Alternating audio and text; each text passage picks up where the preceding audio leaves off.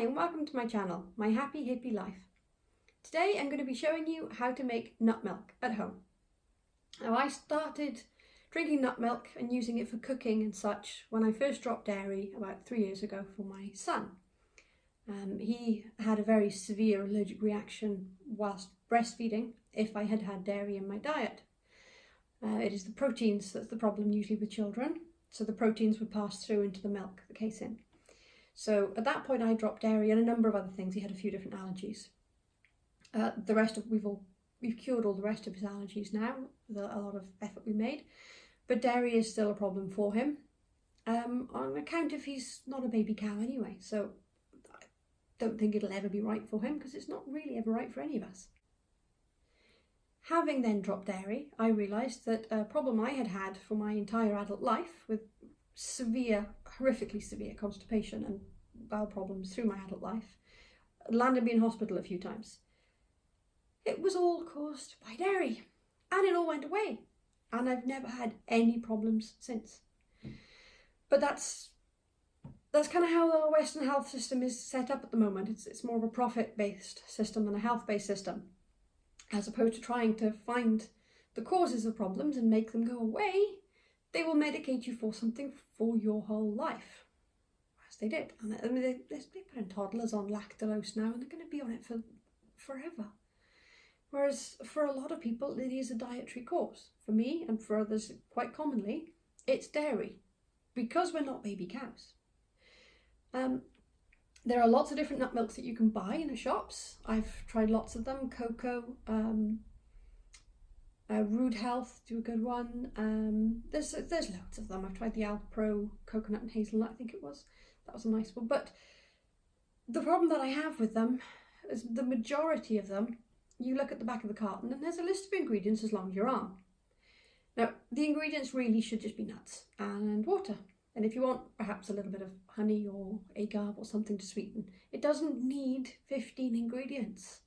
And most people don't even know what a lot of them are.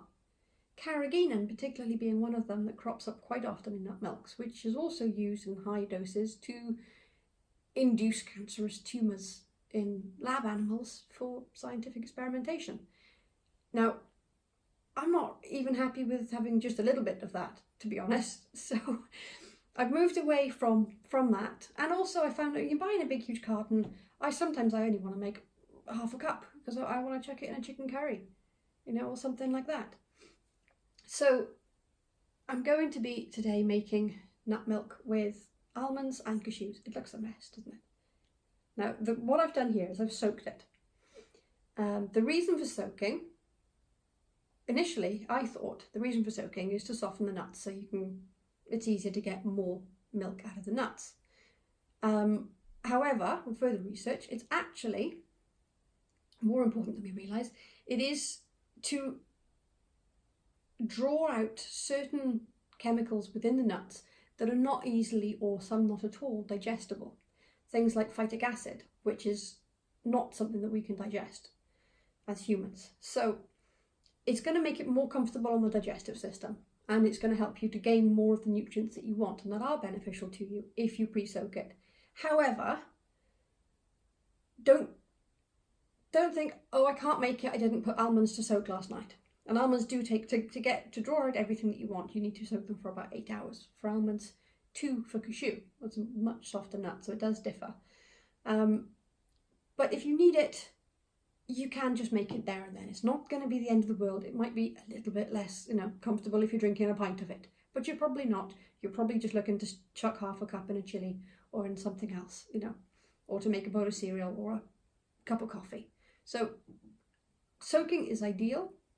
For almonds the night before, perfect, but don't restrict yourself too much. Don't feel like you can't make it because you haven't done it.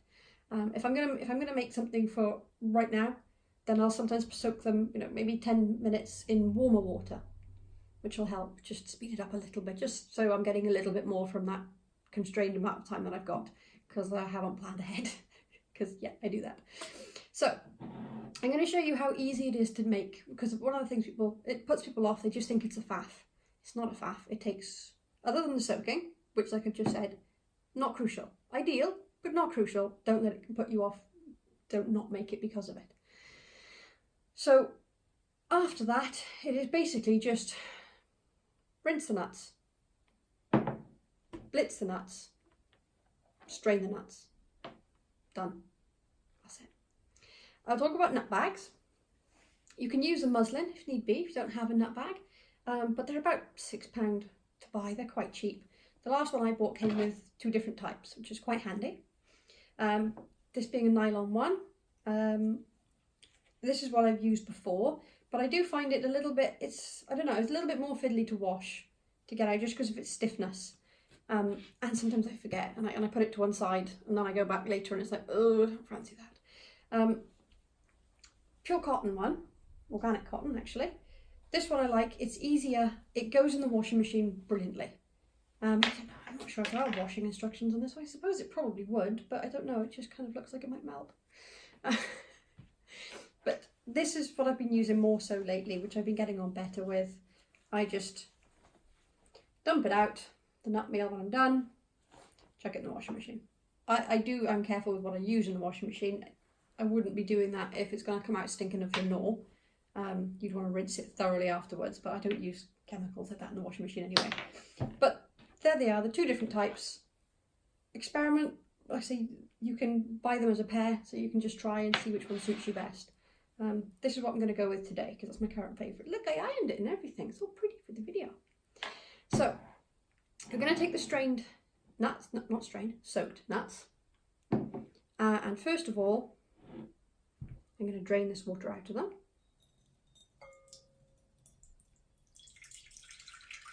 Now I make mine in a bullet blender, that style of blender. Nutri-Ninja is mine specifically. That water. Oh, there's some. So that's only been soaking for about an hour and a half, maybe 2 hours, but you definitely got some stuff out of there.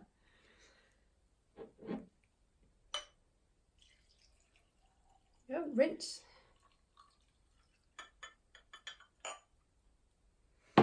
So I've measured, I say measure, I don't measure anything. I've roughly gauged my amount of nuts for the amount that fits in my blender bullet, which is about 650ml. So I use about 1/3 of a cup.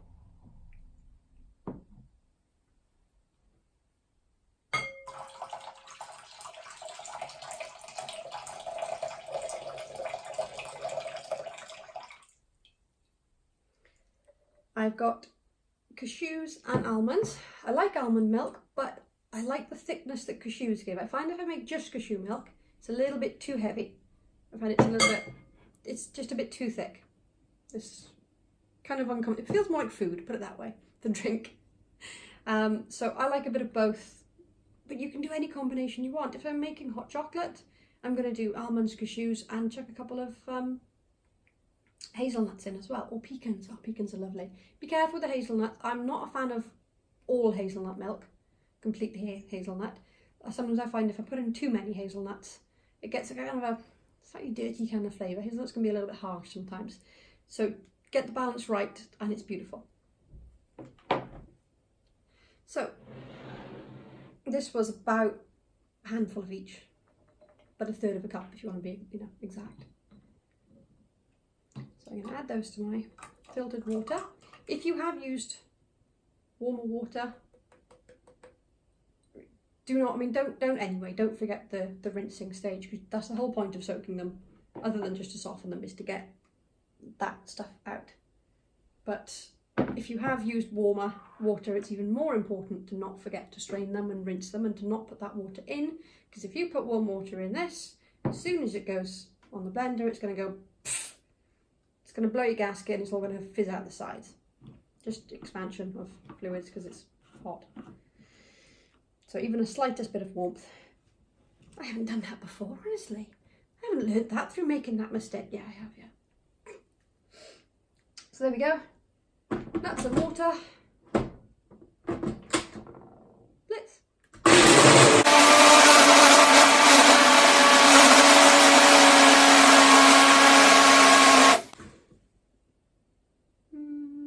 Blitz again.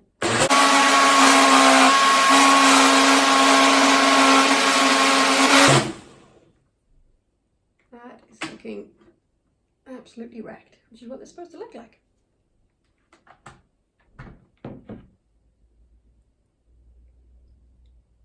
There we go, I have a jug. A bigger jug would be ideal, but I don't have one.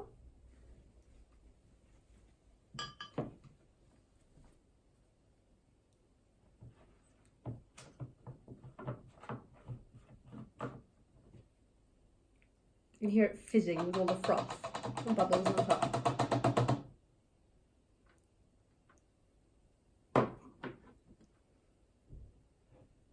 That is a really good, I mean, you see there, that's where the liquid ends and the froth is just all up to there. That's just from the blitzing.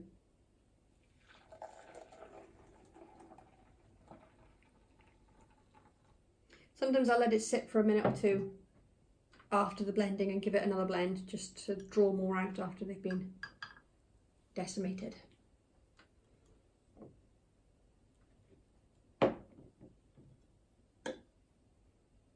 You look online sometimes and you see recipes for nut milk. They'll include things like honey or sometimes dates for sweetness. I tried it once, it tasted like date. But personally, I'm usually using it for something. I'm not going to just sit and drink a glass of nut milk. I don't. You might do. Personally, I don't. So I just make it as it is. And then if I'm making hot chocolate, I'll add something to sweeten. If I'm making coffee, I'll add something different to sweeten. You know, if I'm putting it in a curry, I don't want anything to sweeten. So I don't add anything else when I initially make it, because then it's perfectly versatile and I can use it how I want.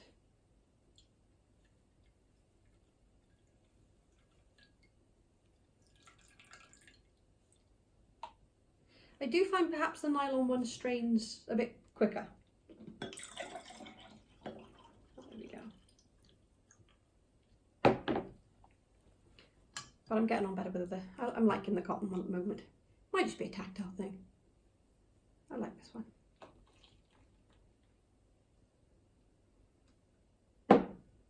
Now there are also things you can use the nut meal for, what's left at the end.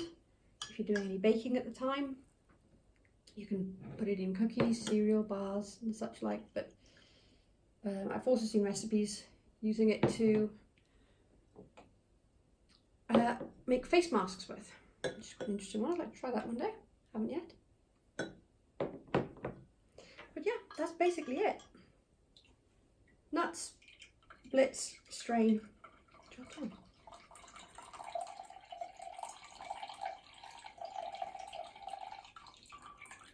And then what I'll normally do is I'll rinse out the cup that I've used for the blender, and I'll pour this back in it.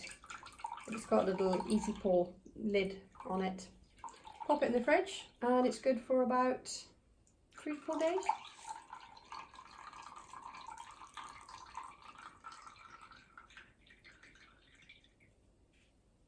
There we go.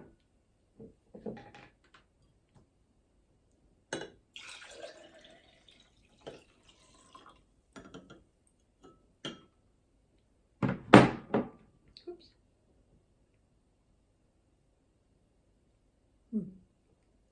That's perfectly decent as it is. So there we go. Nuts and water. That's it. There's no other ingredients. You don't need any other ingredients. You certainly don't need ingredients that you don't even understand. You don't need a load of added everything. You don't need anything toxic. You just need nuts, water, blender, bag. That's it. So do experiment. Do try different nuts, different combinations. Comment below and tell me which ones are your favourite. What do you like to use it for most? Do you use it in cooking? Cashew is best, I find, for thickening curries. I'll use just cashew for that. And anything I'm cooking, pasta sauces, or that sort of things. And you can alter the amounts as well. So if I'm doing something I really want to thicken something with, then I'm going to put more cashews and a lot less water, and I'm going to make a thicker milk. So have an experiment, see how you get on. Let me know what your favourite combinations are and what your favourite uses are for nut milk. And don't forget to like and subscribe, because YouTube likes that stuff and that's helpful. So thank you for watching. I hope it's been helpful. And if you've got any other video ideas that you'd like to see me do, don't forget to comment with that as well. and I'll see you again in a couple of days, and we'll be doing self-development.